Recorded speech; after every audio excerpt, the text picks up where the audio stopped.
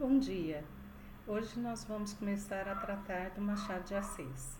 Essa videoaula vai tentar apresentar as linhas gerais dos estudos sobre Machado de Assis e dar uma visão bem panorâmica, porque o assunto é muito complexo e demandaria muitas aulas sobre a obra dele. Então vamos lá? Vamos começar? Pois bem, eu começo nossa apresentação ao Machado de Assis, esse autor que, sem dúvida, é considerado o maior de todos os nossos prosadores na literatura brasileira de todos os tempos, com uma citação do José Veríssimo.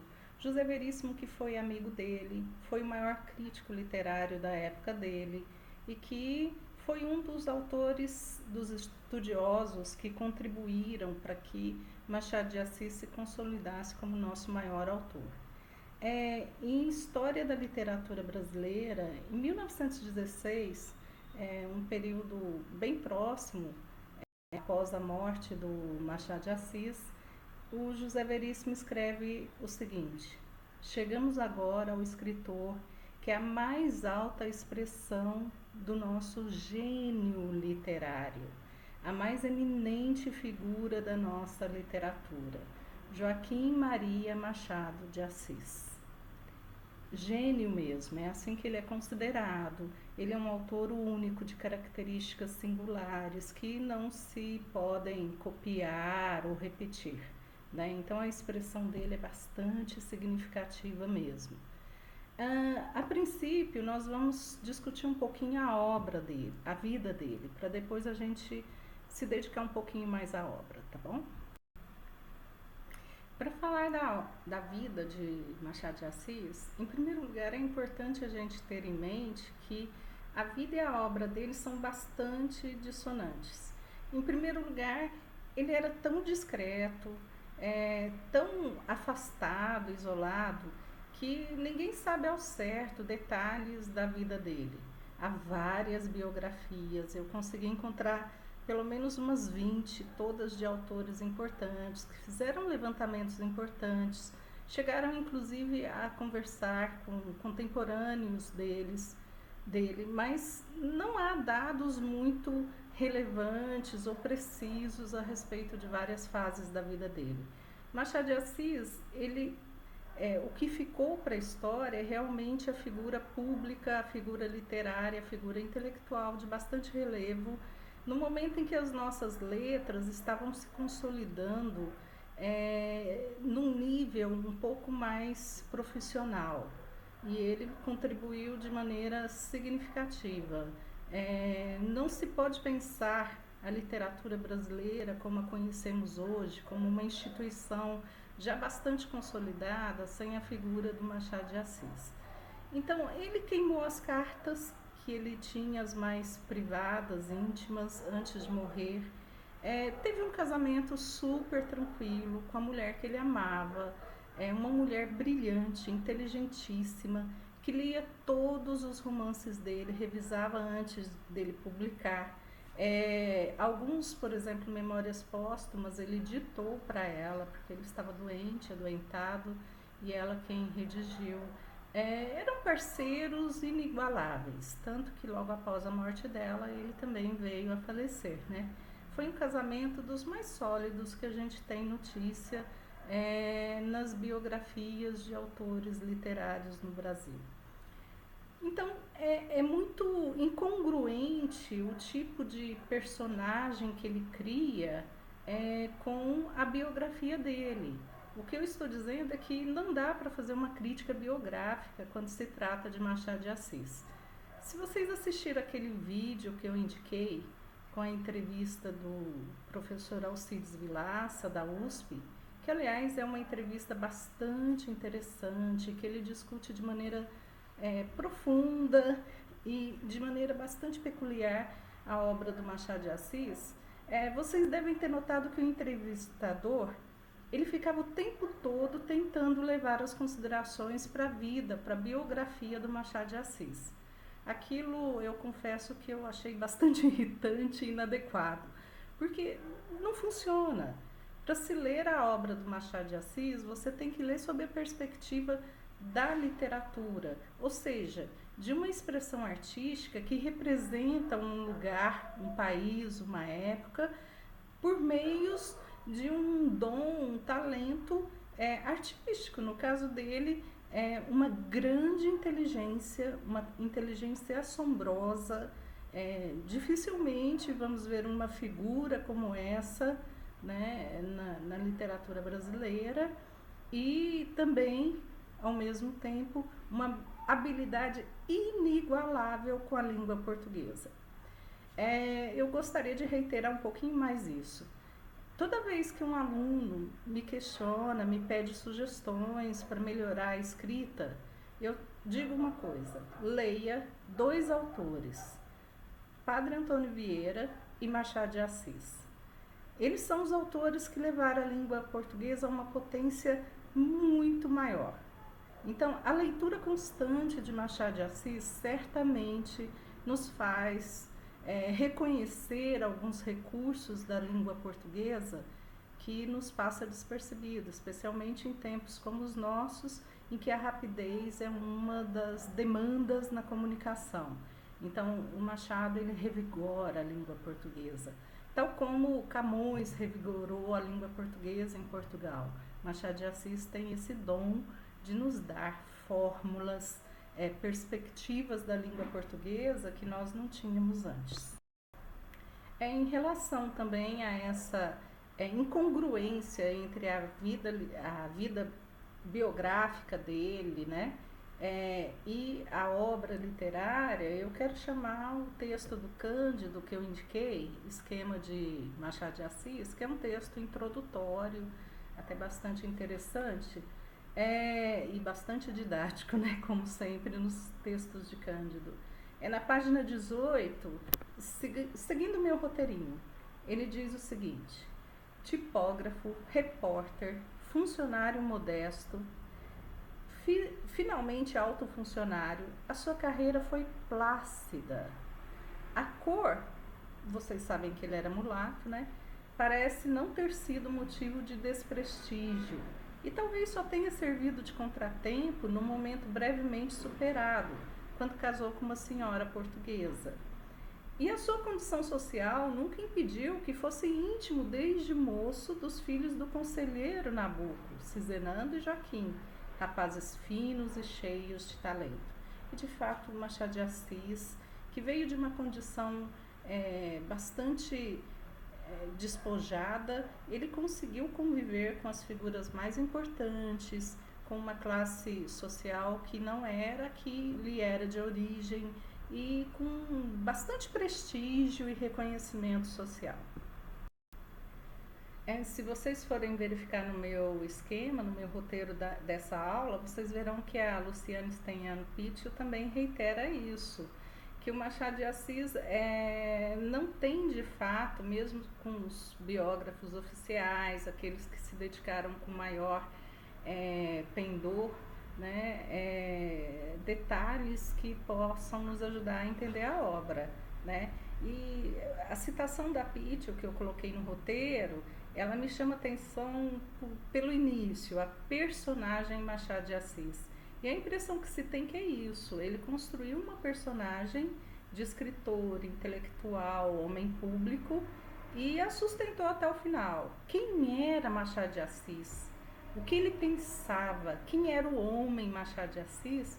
Nós nunca saberemos de fato, né? Então, essa ideia de personagem, de máscara, que vai ser a linha interpretativa do Alfredo Bose, um dos maiores leitores da literatura de machadiana, né? Bose foi um dos que mais escreveu, estudou Machado.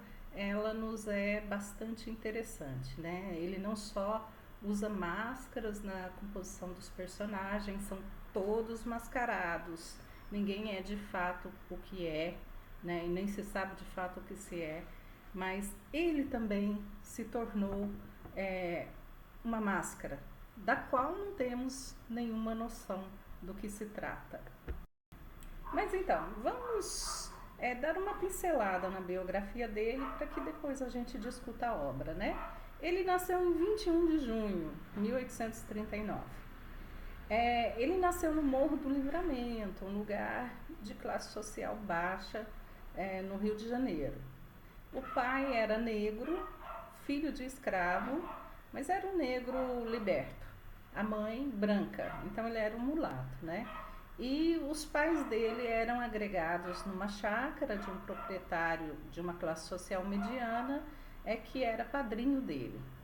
Alguns autores dizem que o fato dele ter um padrinho, ser apadrinhado por um homem alfabetizado, letrado, de uma condição social melhor, teria propiciado a ele a entrada aos livros, à literatura, né, às letras. Mas isso não é comprovado. Como eu disse, nada na vida dele é de fato comprovado, né? O que se sabe é que nessa época somente 30% da população era alfabetizada. Mas os pais dele eram alfabetizados e eram inclusive letrados. Eles recebiam em casa, assinavam revistas. Então ele teve contato com a leitura desde sempre. E era uma pessoa muito inteligente e curiosa, né? Por si só, ele autodidata, ele aprendeu francês, inglês, italiano, grego, latim, porque é preciso entender que na época o Estado não se responsabilizava pela educação. Quem se responsabilizava era a família. Mas o Machado de Assis teve essa sorte de tanto os pais dele como a madrasta, que quando ele tinha 10 anos perdeu a mãe, mas o pai se casou com uma mulher que foi para ele como uma mãe também, né, que foi muito bondosa e que também era letrada, alfabetizada e que teria sido a pessoa que começou a ensiná-lo as primeiras letras. Bom, Machado, como eu disse, é mulato, né? E vários críticos questionam isso, porque ele não se aproveitou dessa situação dele, que ele viveu numa época em que a abolição era um tema importante, que a abolição era uma questão que estava em pauta. Por que ele não usou disso para fazer uma literatura a favor dos negros, da abolição, né? Mas de fato, se você for perceber até nas fotos, há um branqueamento de Machado, né? Se ele chegou a altas rodas, no entanto, ele era considerado praticamente branco. Veja só, o José Veríssimo, quando ele morreu, no funeral dele, fez um discurso que dizia assim: mulato foi na realidade um grego dos tempos de ouro. Ou seja, ele aciona a condição de mulato de Machado de Assis, mas já imediatamente o compara com um grego dos tempos de ouro, né? Ou seja, com o fundador da civilização ocidental. Então, o Veríssimo, que era seu maior estudioso, amigo, né, que ajudou a divulgar a obra dele, veja que há uma negação aqui de sua negritude, né? Mas é bastante polêmica, né? Essa ascensão do Machado de Assis, um mulato pobre, numa sociedade que era extremamente racista e escravocrata, né? E que não havia possibilidades de mudança de classe social. Então ele é um caso único que merece ser tratado assim, com bastante cuidado.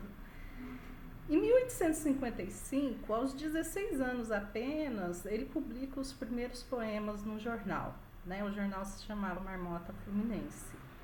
Nessa fase, ele tinha uma vida muito boêmia, né? Eu acho que num dos vídeos que eu deixei, fica isso bem claro. Nós temos essa visão de um Machado muito circunspecto, muito respeitoso, muito sério, presidente da Academia Brasileira de Letras.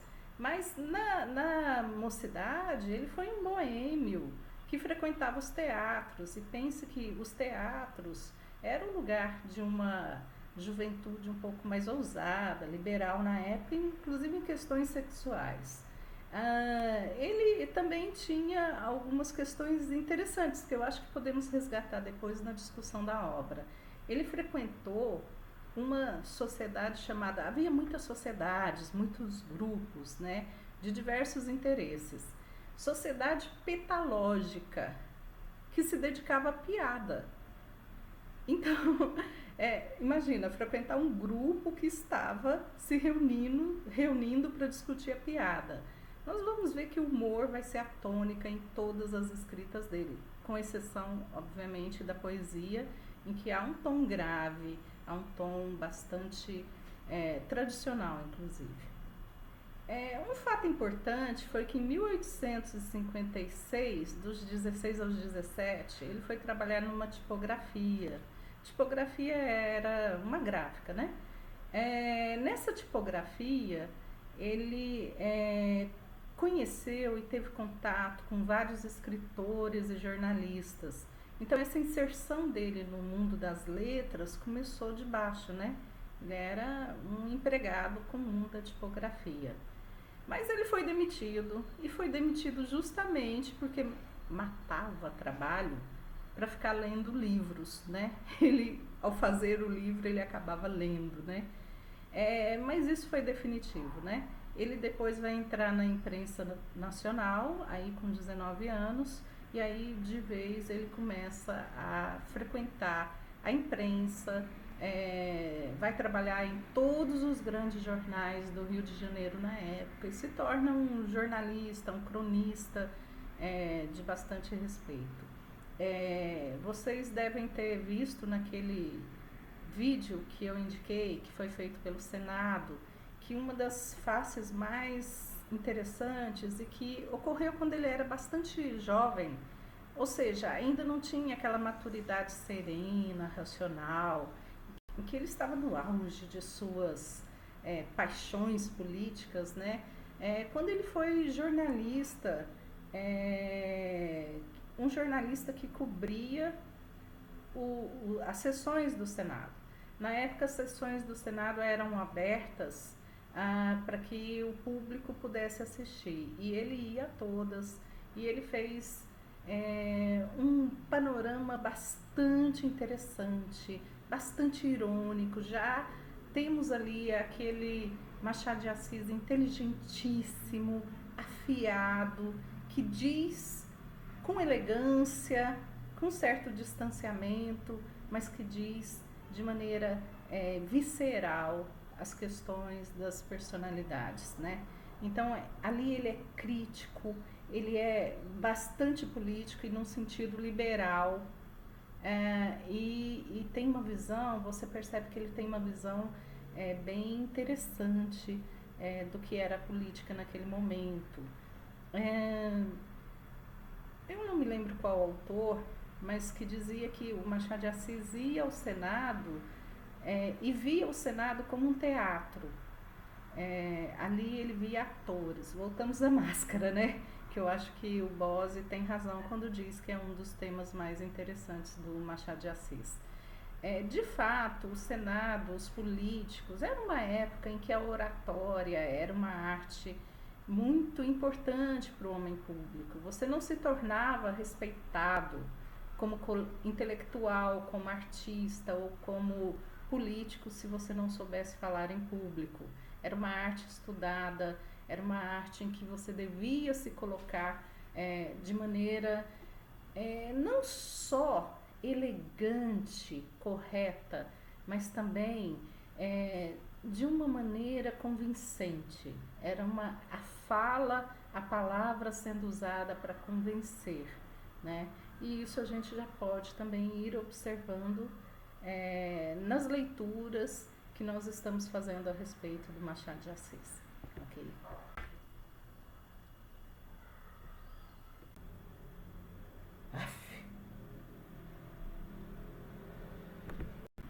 Ops, desculpe, eu tive um momento aqui meio... Pensei que estava pausado, né? Bom, continuando. 1889 ele vai publicar Dom Casmurro, que é esse livro que eu solicitei que vocês lessem, porque realmente é um livro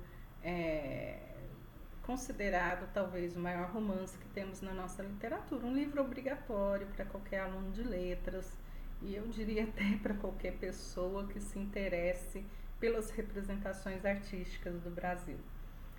Em 1904 acontece um fato bastante doloroso para Machado de Assis. Ele era epiléptico, ele tinha problemas sérios de saúde e talvez isso explicasse também o fato dele ser tão isolado socialmente, né? Mas ele nunca imaginou que quem morreria primeiro era Carolina. Carolina, aquela esposa amorosa que cuidava dele, dos momentos em que a saúde dele estava frágil. Ela teve possivelmente um câncer e foi muito doloroso, foi um câncer em que ela padeceu muito e ele assistiu a tudo isso bastante desesperado. Eu trago aqui para vocês o poema que ele escreveu logo após a morte dela, né? E que eu acho um poema extremamente pungente e eu confesso que sempre me emociona. Vocês observem que é um poema soneto.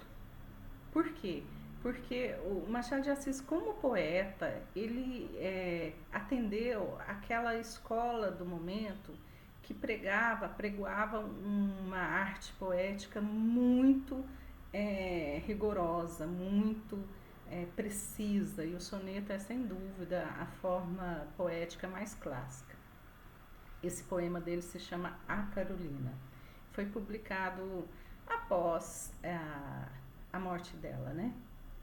Querida, ao pé do leite derradeiro, em que descansas dessa longa vida, aqui venho e virei, pobre querida, trazer-te o coração de companheiro.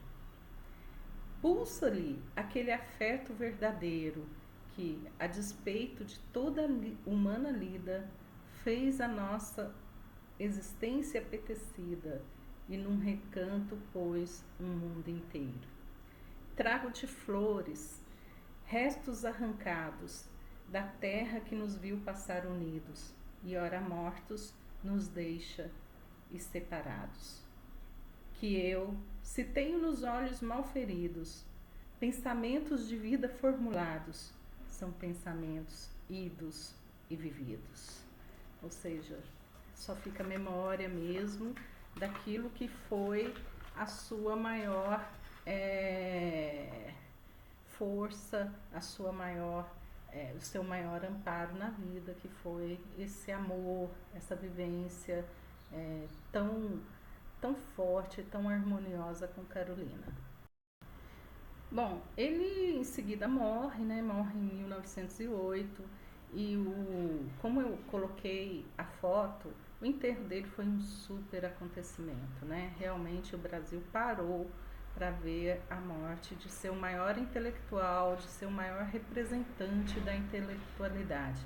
Afinal, ele foi o fundador e o presidente emérito da Academia Brasileira de Letras, aquela que seria a instituição nossa, muito copiada da Academia Francesa de Letras, mas que consolidaria em nossas terras a literatura, as letras como algo institucional mesmo, algo de reconhecimento que nenhum vetor político, nenhuma circunstância poderia abalar. O que ocorre até hoje, né? A Academia Brasileira está lá no Rio, nós podemos visitá-la e ela se pronuncia vez ou outra sobre acontecimentos, mas uma instituição que tenta resguardar ao máximo a Academia Brasileira, as letras, a literatura brasileira. Eu indico a vocês que entrem no site da Academia Brasileira de Letras. Lá há inclusive muitas palestras, ciclo de estudos e até publicações. Sobre Machado de Assis, seu presidente emérito, seu eterno presidente, vocês verão que há muito material também. Bom, chega a hora da gente começar a falar sobre a obra. Eu digo começar porque teremos vários vídeos a esse respeito, né? E falar sobre a obra de Machado já seria o curso inteiro, né? Eu começo com uma epígrafe, uma frase aqui do Alfredo Bose, ali de História Concisa de Literatura Brasileira, obra que vocês precisam ter sempre à mão nos cursos de literatura brasileira, não só desse, né? Ele fala o seguinte da obra do Machado: o ponto mais alto e mais equilibrado da prosa realista brasileira acha-se na ficção de Machado de Assis. Bom, eu vou começar a falar sobre os gêneros inicialmente, né? E eu tentei seguir uma ordem cronológica, aquele aqueles gêneros que ele foi iniciando cronologicamente, né? A gente sabe que o primeiro texto que ele publicou foi uma poesia, né? Como eu disse, aos 16 anos. Aos 16 anos já queria ser poeta, né? Mas a reunião de poemas ele vai ter um pouquinho depois da crônica. De fato, ele exerceu todos esses gêneros ao mesmo tempo, mas na maturidade ele se dedicou mais à prosa, mas ele continuou na poesia, tá? Sobre as crônicas, que a gente já comentou um pouquinho antes, ele escreveu 700 crônicas durante 40 anos. 700 crônicas. Pode-se dizer que foi ele quem deu à crônica brasileira o formato que tem hoje. A crônica já era um gênero conhecido, desde a Idade Média a gente tem as crônicas, né? Mas era um gênero ligado muito mais à historiografia. A crônica moderna, que começa no século XVIII, ela vai chegar no Brasil e vai se revitalizar, vai se confirmar como uma crônica moderna com Machado de Assis, né? Que teria, aqui eu trouxe a Pítio falando sobre isso, mas o que é que ela teria? Como eu disse anteriormente, a oratória era um gênero forte na época e que ecoava inclusive nos textos literários, né? Então tinha-se que escrever de maneira difícil, rebuscada, né? Voltado para envolver o seu leitor e convencê-lo de uma ideia. O Machado ele joga isso por terra e ele faz uma crônica com um estilo muito familiar, muito íntimo, muito próximo, né? Com uma sintaxe simplificada, quase como se ele estivesse falando com um amigo. E lembra que ele fazia parte da sociedade dos piadistas, sempre com toque de humor, mas nunca de maneira agressiva e escrachada. O humor dele vai cada vez mais se refinando, uma finura para fazer a crítica. Basicamente aquela pessoa que sabe falar mal de maneira muito boa, que mesmo a pessoa que está sendo atingida chega a rir, né? E vocês que já estão em contato com os romances dele devem ter percebido que isso é uma marca forte, né, do estilo literário dele. Então a crônica dele vai traçar nele esse estilo de uma intimidade, uma pressuposta intimidade, e um estilo mais livre daquela oratória tão pesada, né?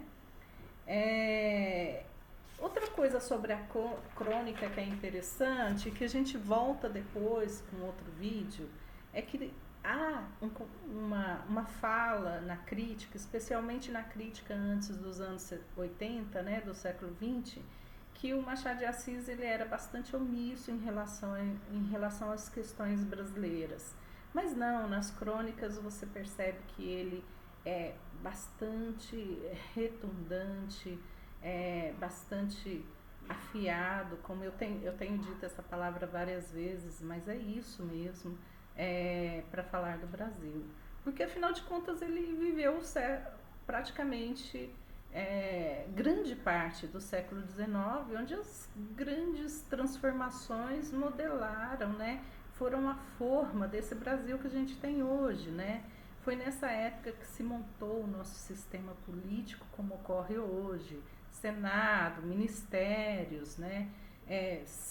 Nessa época convivia com bastante harmonia dois partidos, o liberal e o conservador, que depois acabou se desdobrando, né, o liberal no republicano. Ele viu a passagem do império para a república, todas essas questões que nos fizeram o que somos hoje, afinal, né? Sobre a poesia dele, que ele também exerceu concomitante, né? Eu queria comentar com vocês um dado da época. Na época, se você queria ser escritor, você primeiramente tinha que provar que sabia fazer poesia. Na época, o romance não era um gênero muito respeitado. Ele era considerado um gênero fácil de descuidado linguisticamente. Então, quase todos os autores da época, independente se eram autores literários ou não, escreveram livros de poesia. Vou dar um exemplo. Euclides da Cunha, que vocês conhecem por ter escrito Os Sertões, né? Era engenheiro e se dedicou à literatura não por vocação literária propriamente dita, apesar de Os Sertões ser um monumento da literatura brasileira, né? Mas mais como jornalista, observador, praticamente como cientista, né? Escreveu inicialmente um livro de poesia. Joaquim Nabuco era diplomata, era político, né? Era um historiador também. Ele escreveu um livro sobre o pai dele, muito famoso, chamado O Estadista no Império, né? Que é um livro de história. Escreveu poesia antes. Oliveira Lima, que era historiador, diplomata, escreveu poesia antes. Então, os autores estreavam com livros de poesia. Eles tinham que provar que eles tinham domínio da língua, e era através da poesia que ele fazia isso. O caso Machado de Assis, ele é interessante nesse ponto, porque ele é exímio sonetista. Ele não só prova que tem domínio da linguagem, como ele prova que tem domínio da linguagem poética. Ele não tem uma vocação poética propriamente dita, apesar de que faz poemas lindos, como esse que eu li, A Carolina, né? Mas nós sabemos que na prosa ele é muito mais genial. No entanto, ele era um poeta acima do normal na época, né? Entre todos, ele ainda pairava superior. No teatro talvez seja o gênero que ele tenha se dado um pouquinho, que ele não tenha essa excelência, né? São comédias em um ato, que são muito mais para ser lidas do que para serem encenadas, tem poucos recursos de cena, mas que são bem escritas, satíricas em geral, críticas e muito políticas.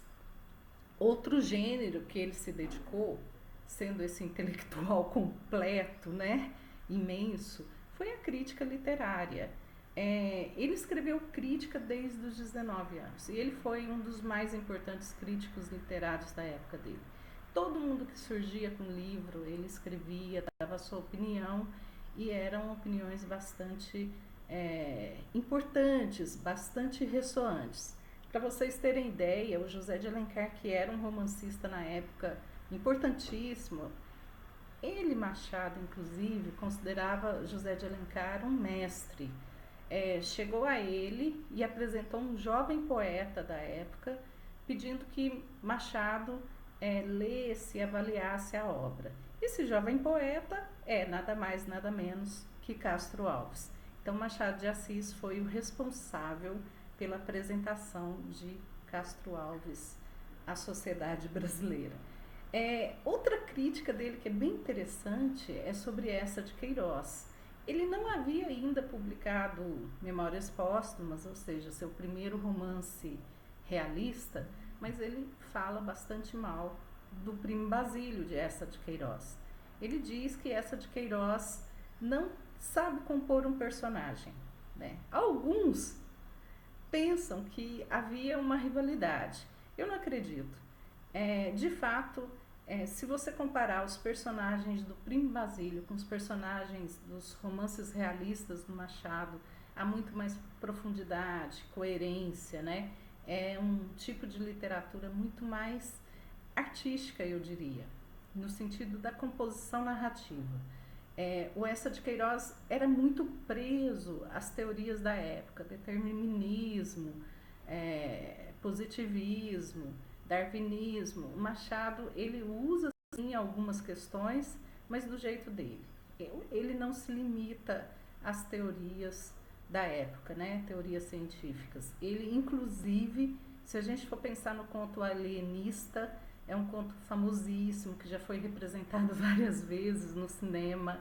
É um conto super engraçado, em que um psiquiatra famoso, ou seja, um cientista, monta um hospício, né? Uma casa casa de saúde voltada para questões de doenças mentais. e ele interna a cidade inteira, porque ele começa a ver problemas mentais na cidade inteira.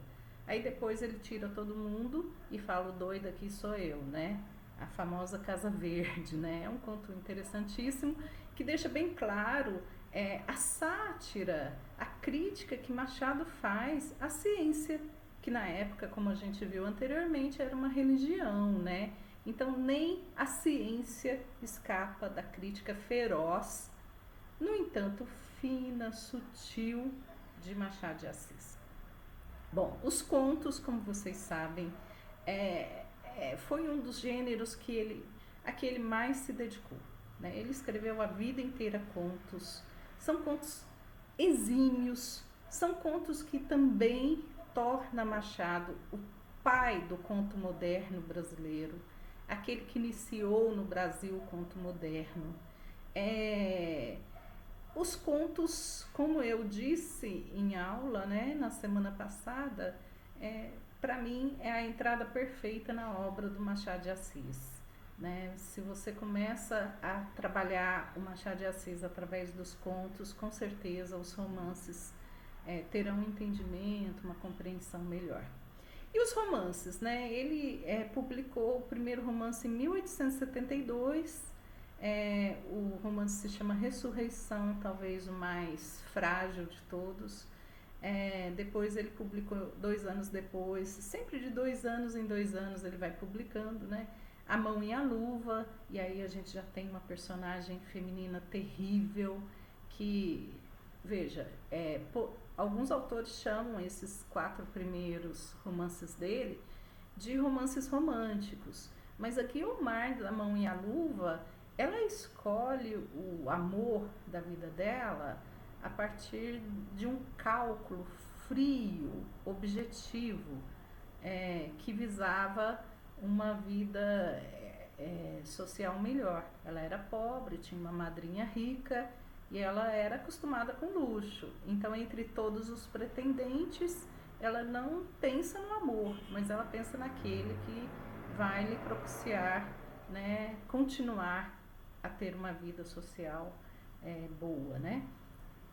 Helena é uma personagem próxima do romantismo, que sofre muito, morre no final, mas é uma personagem também problemática, ela mente o tempo todo. Então, eu só quero que vocês vão imaginando que a mulher, né, a personagem feminina no Machado de Assis, ela é sempre muito complexa, ela nunca vai ser aquela romântica tão simples, né, boa, bela, perfeita. Ela sempre é o centro de toda a tensão, do nó da narrativa. E a Yaya Garcia é uma menina que faz estratégias terríveis para conseguir o homem que ela queria e afastar a rival. Para vocês terem uma ideia, ela casa a rival dela com o pai dela, que era viúvo. E aí, em 1881, começam os romances realistas propriamente ditos, né? Trouxe aqui uma citação do Boss, que diz o seguinte: em oposição aos ficcionistas que faziam a apologia da paixão amorosa como um único móvel da conduta, o autor de A Mão e a Luva e de Yaya Garcia, transvestindo o problema pessoal em personagens femininas, veja que eu pus em negrito, transvestindo o problema pessoal em personagens femininas. Então, o problema é a mulher. E defendendo a ambição de mudar de classe e a procura de um novo status, mesmo à custa de sacrifícios no plano afetivo. O amor fica em segundo lugar, né? O importante é mudar de classe, ter um novo status social. A ética ainda idealista que preside a esses enredos não esbate, porém, a ênfase posta em situações onde logra êxito o cálculo, a fria eleição do espírito, como vai dizer a Guiomar em A Mão e a Luva. Tá? Aí nós temos o início, né, que é Memórias Póstumas de Brás Cubas, que, como vocês viram no capítulo 1, chamado Óbito do Autor, ele começa morto, né? É um defunto autor, não um autor defunto, não é um autor que já morreu, é um morto que se faz autor, é um morto que se faz escritor, né? Então, a temporalidade desse romance é de trás para frente até o capítulo 9, que ele vai falando da morte. Aí no capítulo 9 você tem aquilo que seria a figura de transição, e veja só, o que é a mulher. Outra mulher machadiana, a Virgília, que foi o grande amor do narrador, né? Não sei se a gente pode chamar de amor, mas foi a figura feminina central da vida dele. Quando Virgília aparece no leito de morte dele, aí e no enterro, né? Aí ele volta, né, para o tempo cronológico, ou seja, para o nascimento. Bom, eu coloquei aí uma passagem do Bose que eu acho, pus até em negrito para a gente ler. Com o despejo dos que já nada mais temem, as peças de cinismo e indiferença com que via montada a história dos homens. A revolução dessa obra de Memórias Póstumas, né, que parece cavar um fosso entre dois mundos, foi uma revolução ideológica e formal. Quer dizer, não só mudou o ponto de vista dele, mas também a forma com que ele escrevia os romances, né? Aprofundando o desprezo às idealizações românticas e ferindo no cerne o mito do narrador onisciente que tudo vê e tudo julga, deixou emergir a consciência nua do indivíduo, fraco e incoerente. Esse narrador é um narrador com problemas, é um narrador que você não pode confiar muito nele, né? No caso de Memórias Póstumas, é um narrador mau caráter, né? Um narrador com grandes qualidades, porque é intelectual, lúcido, ele conhece até a própria inutilidade, mas é um narrador com sérios problemas de caráter. O que restou foram as memórias de um homem igual a tantos outros, o cauto e desfrutador Brás Cubas. Bom, agora que a gente introduziu, eu queria comentar com vocês algumas características dessa prosa ficcional, romance, o conto especificamente, chamando atenção para algumas questões que a crítica mais reiterou, né, e que nos ajuda a trabalhar os textos do Machado, nos dá um guia sobre os textos do Machado, né, na leitura. Em primeiro lugar, eu queria comentar essa característica que o Machado tem com a palavra, né? Esse artesanato da palavra, esse estilo inigualável. Como eu disse, um modo de levar a língua portuguesa a outras instâncias, né? Veja só, a primeira citação que eu trago é a do Mário de Andrade. O modernismo, em especial a primeira geração ali dos anos 20, não gostava do Machado de Assis, porque eles tinham como proposta pensar o Brasil, né? Uma literatura que se voltasse para o Brasil, que se afastasse das influências estrangeiras. E o Mário de Andrade diz que o Machado de Assis não é assim, ele não se voltou para o Brasil, né? Então, nós veremos isso no próximo vídeo, mas o Mário de Andrade fala, eu não amo o Machado de Assis, né? Todo mundo amava o Machado de Assis nessa época e ele fala com essas palavras, eu não amo o Machado de Assis. No entanto, ele reconhece nesse mesmo texto que ele foi o maior artesão da palavra que a literatura brasileira já teve. Vejamos a citação. Como arte, ele foi o maior artesão que já tivemos. Tomando a sério a sua arte, Machado de Assis se aplicou em conhecê-la com uma técnica maravilhosa. É impossível se imaginar maior domínio de métier, ou seja, ele tinha o perfeito domínio da língua portuguesa e da língua literária, né? Fonte de exemplo, fonte de experiência, treino indispensável, dador fecundo de saúde técnica. Agora, mais do que nunca, neste período de domínio do espontâneo, do falso e primário espontâneo técnico, em que vivem quase todos os nossos artistas, teríamos que buscar em Machado de Assis aquela necessidade pela qual todos os grandes técnicos são exatamente forças morais, né? Então ele acaba reconhecendo que o domínio da arte literária, da palavra em Machado de Assis é inigualável, né? Imagina hoje, né? Ele estava falando do início do século XX, né? Do descuido com a palavra que os autores tinham. Hoje, então, isso é bastante forte, né? Em relação à palavra, a gente pode pensar num estilo moderno já, né? É difícil demais colocar o Machado de Assis dentro de uma escola literária. Sim, foi ele quem inaugurou o realismo no Brasil. Mas em relação à palavra, o modo como ele escreve, ele é moderno, né? Ele não é realista.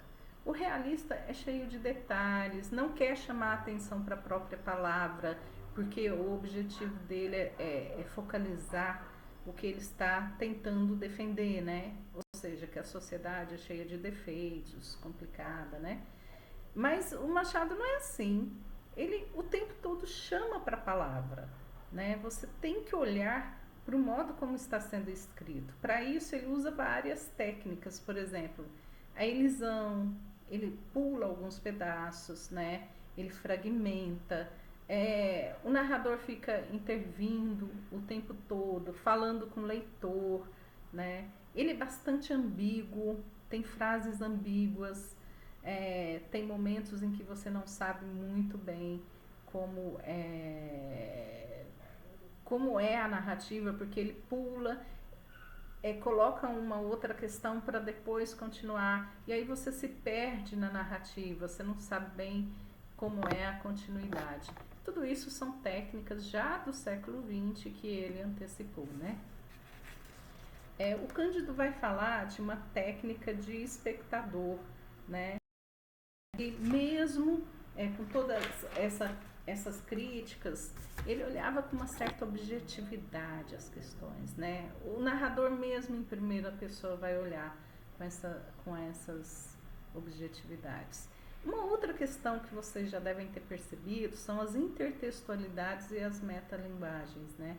Intertextualidade e metalinguagem é lógico que não é um recurso do século XX, mas vai se tornar um padrão no século XX, mas Machado já colocava, né?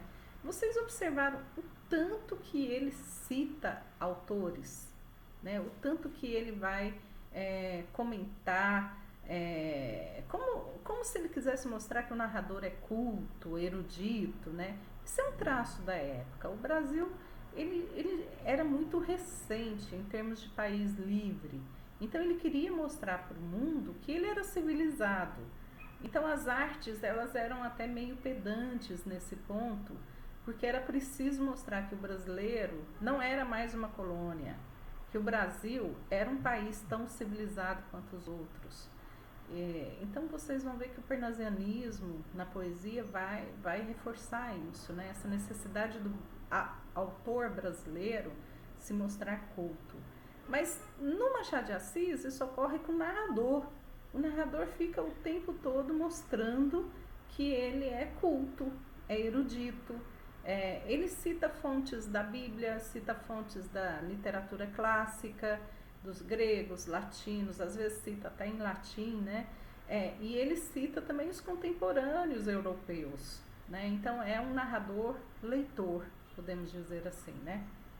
Veja só, um exemplo de metalinguagem vocês podem encontrar em Memórias Póstumas, naquilo que é uma espécie de um prefácio que ele dedica ao leitor.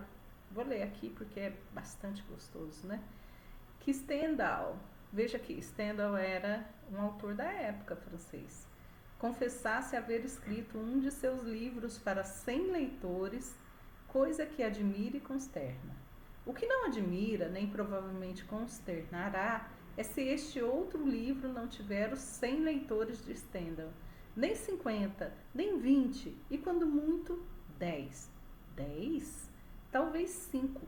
Trata-se, na verdade, de uma obra difusa na qual eu, Brás Cubas, se adotei a forma livre de um Ster ou de um Xavier de Mestre, não sei se Tinha algumas rabugens de pessimismo. Pode ser. Obra de finado. É um defunto autor, né? Escrevia com a pena da galhofa e a tinta da melancolia. E não é difícil antever o que será comigo. Acresce que a gente grava e achará no livro umas aparências de puro romance, ao passo que a gente frívola não achará nele o seu romance usual. Ele aí fica privado da estima dos graves e do amor dos frívolos, que são as duas colunas máximas da opinião. É engraçado que aqui ele vai tocar, inclusive, não só nos romancistas da época, né? Ele cita pelo menos 3, mas também no romance. Como era o romance da época? Ou era grave, ou seja, que tinha um assunto grave, um assunto sério, e aí a gente está no romance realista, ou era frívolo, e aí a gente está no romance romântico. E ele diz que o dele não vai agradar nenhum desses leitores, né? Mas ele é um defunto autor, portanto ele está isento de agradar qualquer pessoa, né?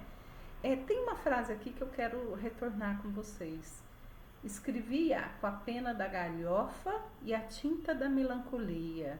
Esse é um traço de todos os romances do Machado de Assis.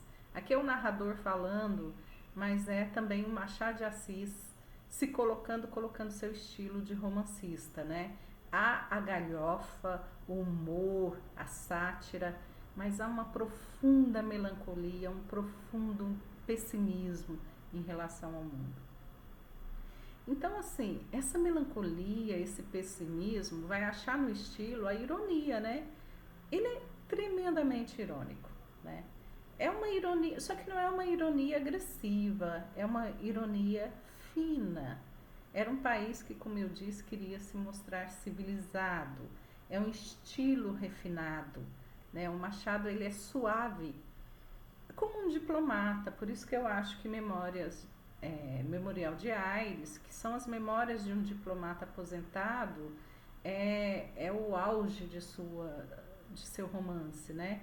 Porque o estilo é exatamente um estilo diplomático, suave, em que ele quer dizer, e ele diz as piores coisas de maneira risonha e de maneira agradável, né? Bom, uma outra coisa que eu queria comentar com vocês é sobre as personagens machadianas, né? As personagens machadianas, elas não só são bastante representativas do país na época, né? Especialmente da sociedade alta. Vocês vão ver que os grandes romances de Machado de Assis, eles têm como personagens principais os ricos, né, a classe social alta, o que também foi motivo de bastante briga, né? Eu trouxe aqui uma citação da Pitt em que ela descreve bem isso, né? O Machado dá uma dimensão muito humana, muito real a essas personagens, e aí eu acho que podemos vinculá-la ao realismo, e situa eles dentro de um contexto que é o segundo reinado ali no Brasil, na classe alta do Brasil, né? Ele não vai falar propriamente dito da época que ele vivia, né? Não tem romance dele dessa fase. Talvez Esaú e Jacó chegue perto, né? Mas e Memorial de Aires logo, lógico, né? Mas os grandes romances, Memórias Póstumas, Quincas Borba, Dom Casmurro, eles são distantes uns 20 anos, né? Eles são da metade do século, a narrativa, né? Não o livro, né? A narrativa se dá 1850, por aí um pouco antes, ou seja, dentro do Império mesmo, especialmente o Segundo Império, né? Vamos só citar um pouquinho como é esse personagem da classe alta do Segundo Império, que a Pichu vai comentar. Os dias desenrolam-se em tertúlias de amigos boas-vidas que vagabundeiam entre os cafés e os teatros e conversam sobre mulheres, mocinhas de 18 anos romanticamente apaixonadas, filhas de coronéis e de tabeliões, viuvinhas economicamente dotadas e à espera de uma nova situação matrimonial. em volta, irmãos parasitas e janotas. É incrível como Machado de Assis coloca a elite como parasita mesmo, não trabalha de fato, não contribui de fato, né? Carruagens povoadas de escravos, de mães viúvas, de tios e de velhas tias cheirando a tabaco. E ainda velhos proprietários que mandam seu único rebento em viagem cultural pela Europa. Uma Europa polarizada numa Paris de muito boulevard e pouca Sorbonne, ou seja, muita boemia e pouco estudo de fato, né? Sorbonne, instituição desde aquela época bastante renomada, com algumas digressões mais rápidas, a título de obrigação, até uma Itália de ruínas e pontes dos suspiros. Então era uma elite bastante ociosa, né? Que já havia garantido para si um sustento de luxo e que seus filhos, né, não contribuíam com o trabalho de fato. Vocês veem isso no Memórias Póstumas. O Brás Cubas, ele é um herdeiro, mas ele não trabalhar de fato.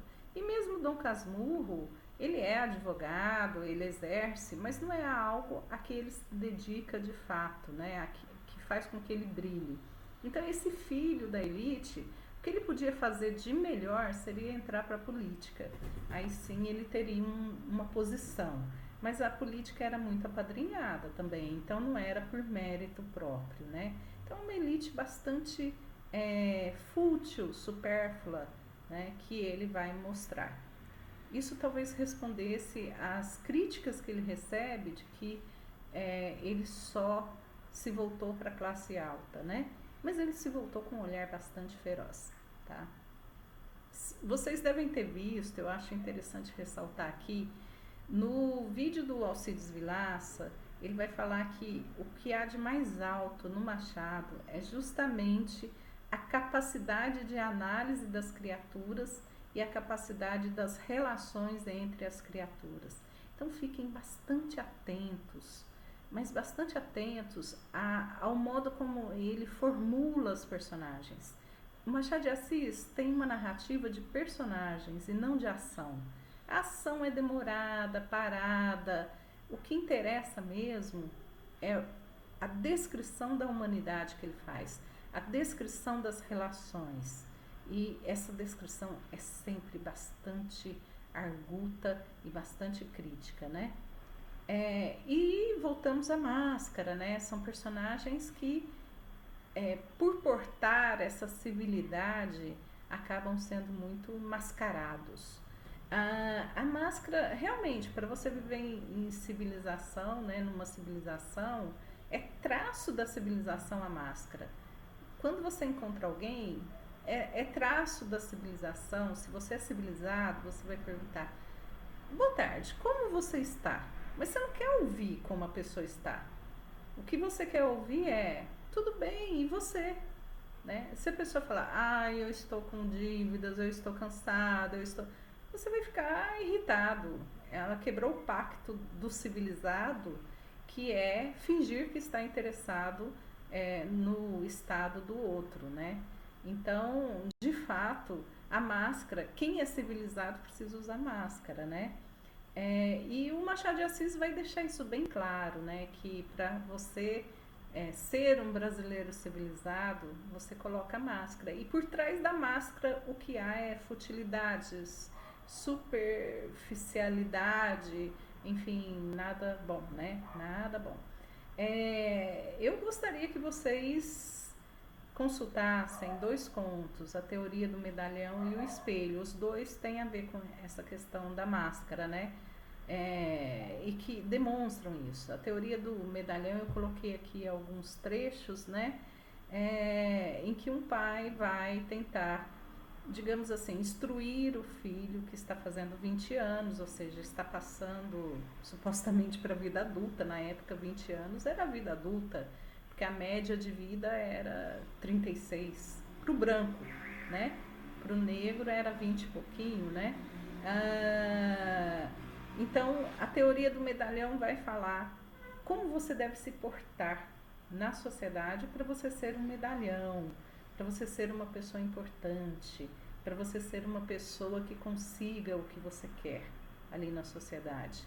E basicamente não tenha ideias próprias, sorria sempre, não entre em briga, não discuta, repita o que você ouviu. Não precisa ler, basta ficar atento, ver as ideias que estão rolando e repetir. Você vai parecer uma pessoa culta, civilizada, inteligente. Então a teoria do medalhão é um terrível, mas um terrível conto sobre a máscara, né? Só funciona na vida social a máscara. Você não precisa ser ninguém. Por trás dessa máscara não precisa ter nada.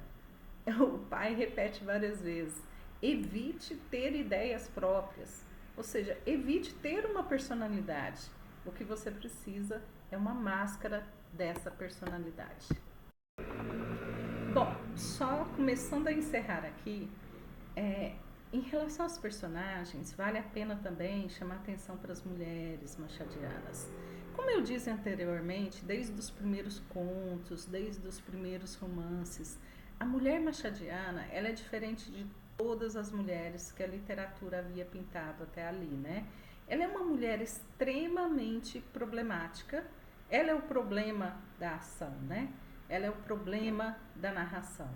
E ela é também aquela que centraliza todas as emoções. É uma mulher indecifrável, é uma mulher complexa, que difere demais da personalidade da mulher romântica retratada nos romances românticos, né, anteriores a Machado. Ela é sempre muito entranhada de segredos, indecifrável mesmo, ela é uma esfinge, né?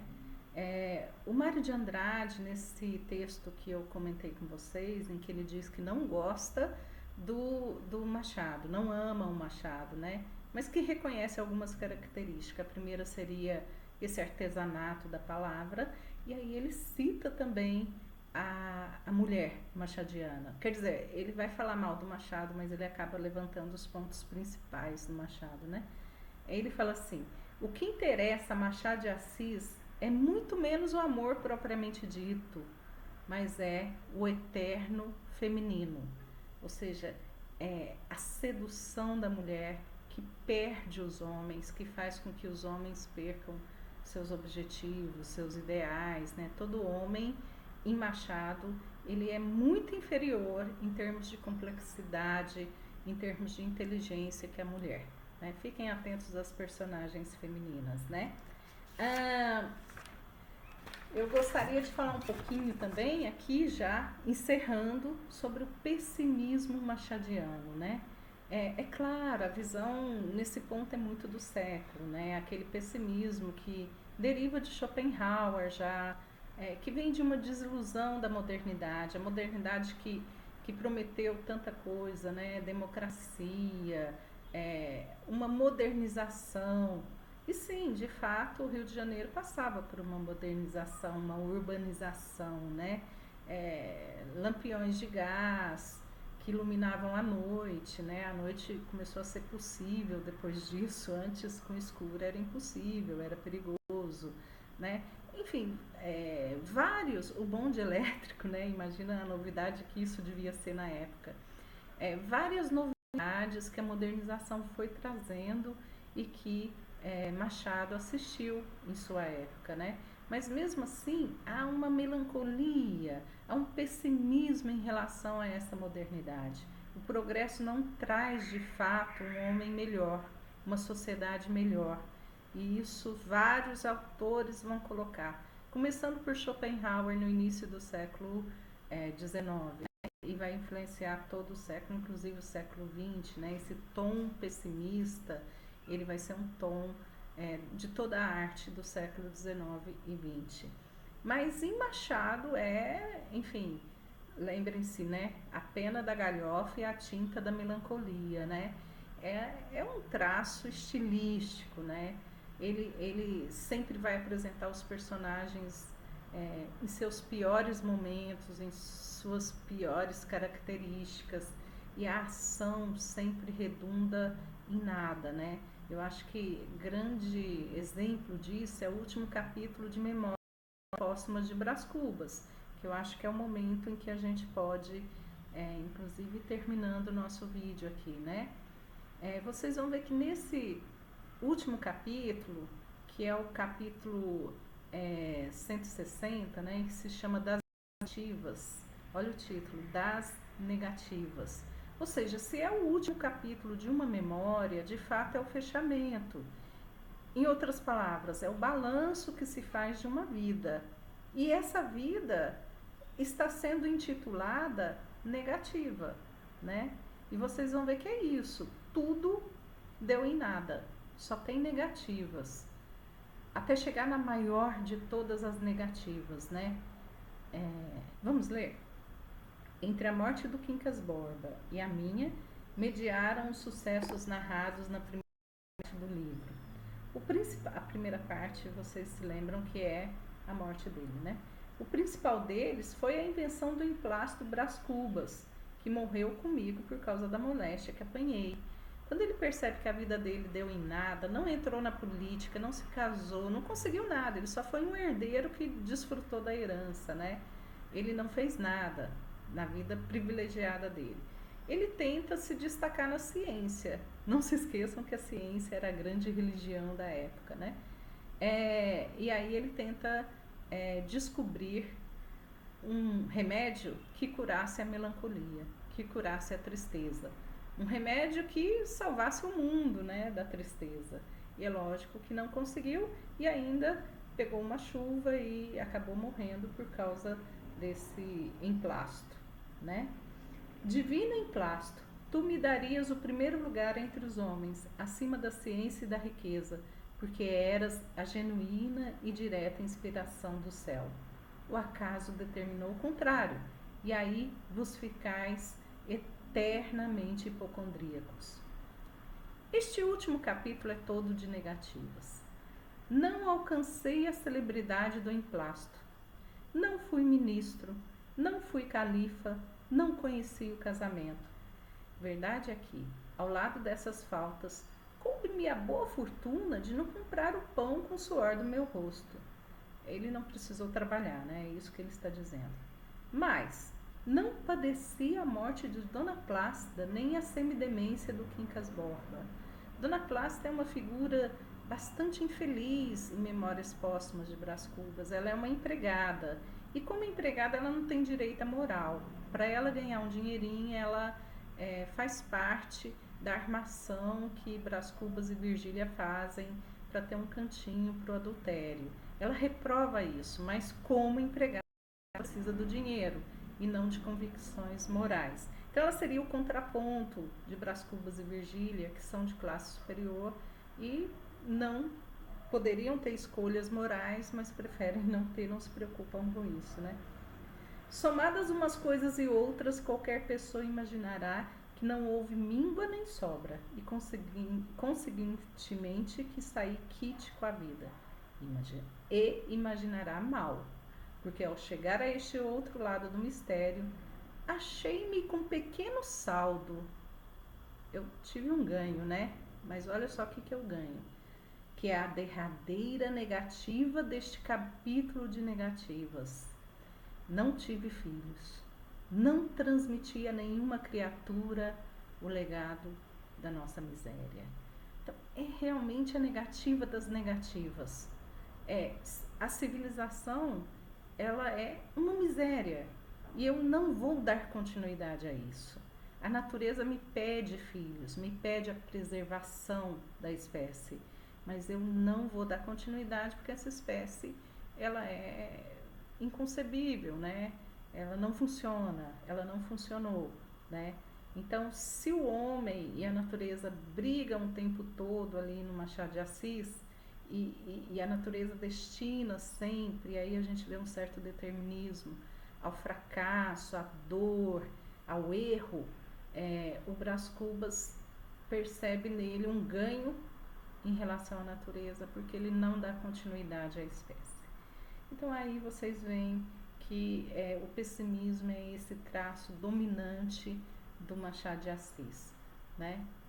E fora isso, essa grande arte da palavra que nos deu as personagens mais complexas, ambíguas, e que nós vamos continuar discutindo, né, para poder ter acesso a esse autor. Eu encerro por aqui e nos vemos logo depois para discutir outros textos e outras questões de Machado de Assis. Boa leitura para vocês.